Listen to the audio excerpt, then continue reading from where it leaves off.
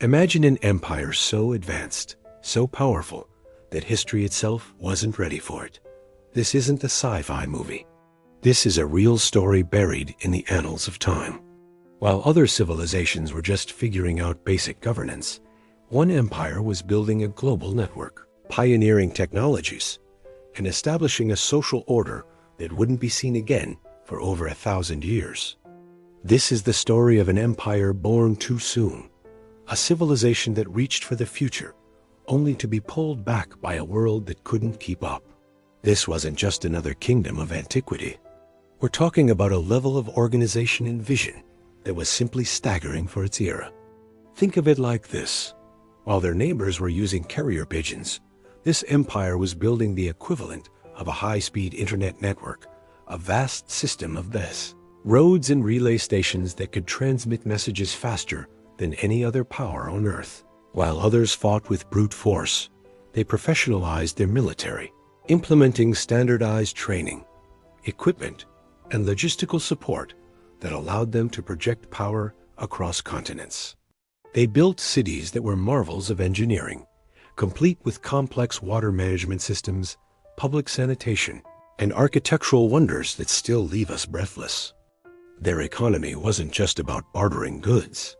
They developed sophisticated systems of accounting, standardized weights and measures, and massive state-run storehouses to manage resources and prevent famine. This wasn't just about feeding their people. It was a tool of statecraft. By controlling the food supply, they could fuel their armies, fund colossal building projects, and ensure the loyalty of their citizens.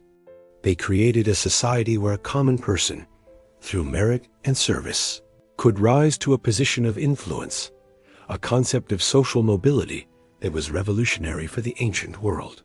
They integrated diverse cultures and peoples not just through conquest, but through a shared infrastructure, a common administrative language, and the promise of stability and prosperity under their rule.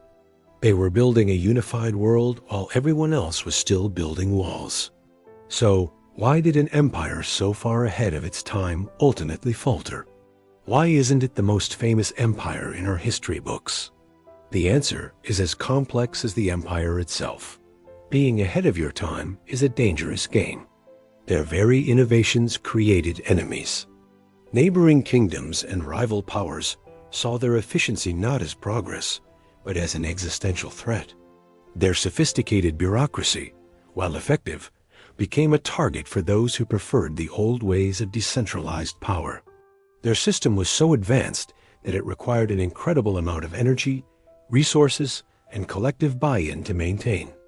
A single weak link in the chain, a series of bad harvests, a weak ruler, or internal political strife could threaten the entire structure. The world around them simply wasn't ready. They couldn't find equal partners to trade with, only territories to administer. They couldn't engage in modern diplomacy, only in conquest or dominance. Their ideas about a unified, interconnected world were alien to the tribal and territorial mindset of the age. It's like trying to run a modern software company using stone tablets. The hardware of the ancient world just couldn't support their advanced operating system. Their neighbors didn't just fear their armies. They feared their ideas. The idea of a centralized, multi-ethnic state bound by law and infrastructure was terrifying to those whose power was based on local loyalties and ancient traditions. So what empire are we talking about? It's a name you might know, but a story you've likely never heard in this light. The Achaemenid Persian Empire. The Persians created a blueprint for empire building that was both benevolent and ruthlessly efficient. They allowed local customs and religions to continue, a policy of tolerance that was unheard of. They replaced a patchwork of conflicting laws with a universal legal code. They standardized coinage to facilitate trade across their vast domain, stretching from the Indus Valley to southeastern Europe. But this grand experiment in global governance was an anomaly. Its very existence challenged the natural order of the ancient world. The resources needed to sustain such a vast, integrated system were immense. When leadership faltered, even for a moment, The centrifugal forces of tribalism and local ambition began to tear it apart from the inside. And then came the outside threat. When Alexander the Great and his Macedonian forces arrived, they weren't just fighting an army. They were dismantling a system. While Alexander is often celebrated as a brilliant conqueror, he was, in many ways, the agent of a less sophisticated world striking back. He toppled a system whose complexities he perhaps never fully understood. In a few short years, the intricate web of administration, communication, and commerce that the Persians had spent 2 centuries building was shattered. Alexander's victory wasn't just a military one.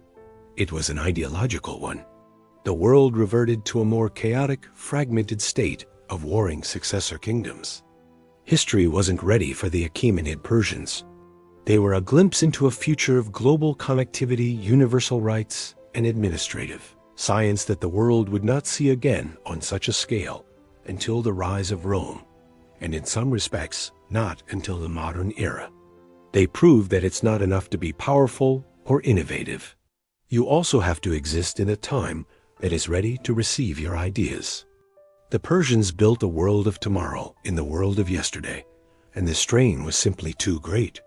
Their story is a powerful reminder that progress is not a straight line. Sometimes the most brilliant lights flicker out not because they lack fuel, but because the darkness around them is simply too overwhelming. Their legacy is a ghost in our history, a whisper of what could have been, an empire that truly came too soon. Thank you so much for joining me on this journey back in time. If you found this story as fascinating as I do, make sure to hit that like button and subscribe for more deep dives into the forgotten corners of history. Let me know in the comments which what-if scenario from history you'd like to explore next. Until then, stay curious